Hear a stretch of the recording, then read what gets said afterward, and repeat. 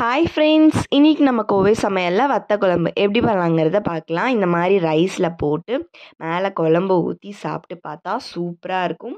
எப்படி பண்ணலாங்கிறத பார்க்கலாமா?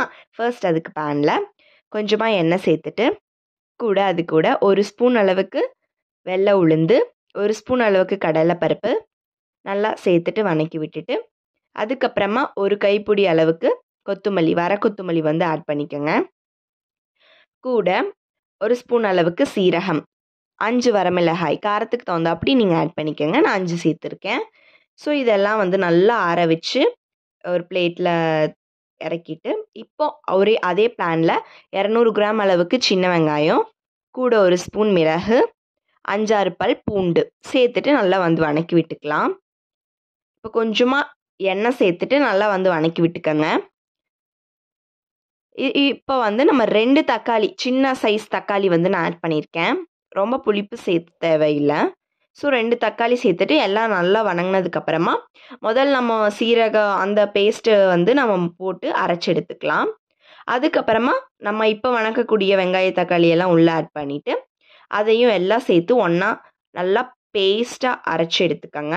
இப்போ அதே பேனில் கொஞ்சமாக எண்ணெய் சேர்த்துட்டு கூட கடுகு நல்லா பொரிஞ்சதுக்கப்புறமா ஒரு 2-3 பல் பூண்டு சேர்த்து சின்ன வெங்காயங்களில் சேர்த்துக்கலாம். சிலது தோல் சேர்த்தியும் சேர்த்தாமையும் சேர்த்துக்கலாம். செம்ம டேஸ்ட்டாக இருக்கும். இப்போது நம்ம ஒரு கொத்து கருவேப்பிலையை சேர்த்து நல்லா வதக்கி விட்டுட்டு 1/2 ஸ்பூன் அளவுக்கு பெருங்காயத்தூள் சேர்த்துக்கலாம். சேர்த்து நல்லா வதங்கினதுக்கப்புறமா இப்போ எலுமிச்சைப்பழ சைஸில் புளியை கரைச்சி உள்ளே ஆட் பண்ணிக்கோங்க. இப்போ 1/2 ஸ்பூன் மஞ்சத்தூள் சேர்த்து நல்லா கலக்கி விட்டுக்கோங்க. இப்போ நல்லா கொதி வரணும். கொதி வந்ததுக்கப்புறமா நம்ம அரைச்சி வச்சுருக்கக்கூடிய பேஸ்ட் உள்ளே ஆட் பண்ணிக்கலாம். எவ்வளோ தண்ணி வேணுமோ அவ்வளோ தண்ணி ஊற்றிக்கோங்க.